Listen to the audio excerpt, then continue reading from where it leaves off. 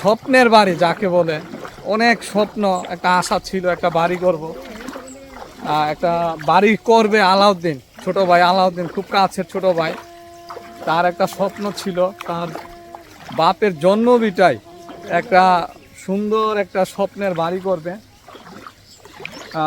তার বাপের এই ভিটে মাটি ছিল, পৈতৃক সূত্রে সে তার ভাই পাইছে, এই জায়গায় একটা বাড়ি করছে 5টি রুম দিয়া। তো তার বাড়ির ছাদে পানি দিতেছে, আমি আসলাম, ওই যে মেহেদি আছে দেখতে পাচ্ছেন, পানি সিঁচন করা হইতেছে ইউরিনের জন্য।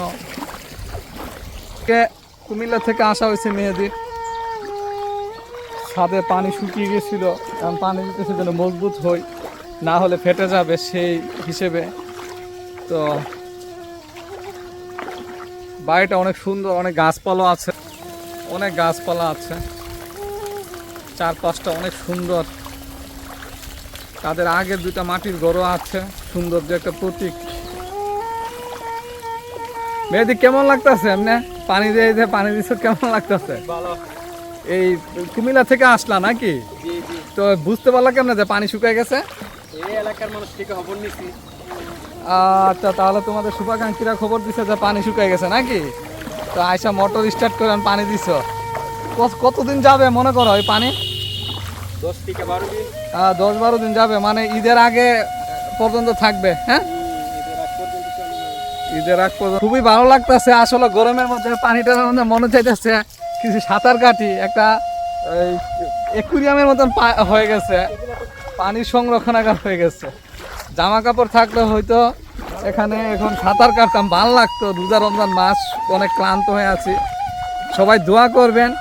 ছোট ভাই, কাছের খুব ঘনিষ্ঠ ছোট ভাই আলাউদ্দিন, তার স্বপ্নের একটা বাড়ি নির্মাণ সে শুরু করছে। তো তার পৈতৃক সূত্রে তার এ জায়গা, তাদের জন্মভিটা জায়গা, এখন হয়তো চাকরির সুবাদে দূরে থাকে। তো আমি একজন শুভাকাঙ্ক্ষী হিসেবে সবার কাছে দোয়া প্রার্থী, তাদের জন্য দোয়া করবেন। আলাউদ্দিনের বাবা নেই, তার ভাই, বড় ভাই বুরহানুদ্দিন জাফরও নেই, তারা দেখে যেতে পারে নাই। তার বাবা এই বাড়ি দেখে যেতে পারে নাই। তার মা আছে, তার মাকে দেখাচ্ছে একটা ঘর নির্মাণ করে। আল্লাহ যেন তার মারে এই বিভিন্ন রোগ সুখ থেকে সুস্থ রাখে, তার মারে আল্লাহ নেক হায়াত দান করে, এই সুখের সংসার এই যেন আল্লাহ তার মারে আরও বেশি দিন দেখে যেতে পারে। সবাই দোয়া করবেন। আমি একজন শুভাকাঙ্ক্ষী হিসেবে সবার কাছে দোয়া প্রার্থী, আমিও দোয়া চাই। হ্যাঁ, তো আল্লাহ সবারই রোজা রমজান মাস সবার মা বাপের এই মনের আশা স্বপ্ন পূরণ করুক, সে দোয়া প্রার্থী। বাড়িটা সুন্দর সুষ্ঠুভাবে নিরবিচ্ছিন্নভাবে বাড়িটা হয়ে যাক, সবাই দোয়া করবেন তাদের জন্য।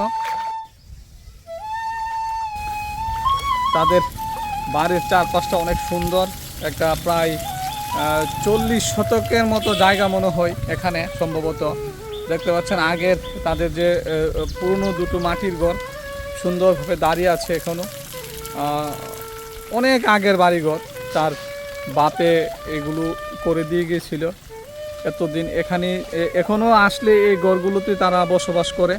তাদের অনেকগুলা ফলাদি গাছপালা আছে, কাঁঠাল, আম গাছ আছে, তারপরে পেয়ারা গাছও ছিল, আমড়া গাছও আছে। দেখতে পাচ্ছেন আম গাছে আম ধরেছে, ছোট ছোট আম, মাশাআল্লাহ ভালোই আম ধরেছে। গ্রামের ছেলেরা এগুলো কিছুদিন পরে মনে হয় খাওয়া শুরু করতে পারবে।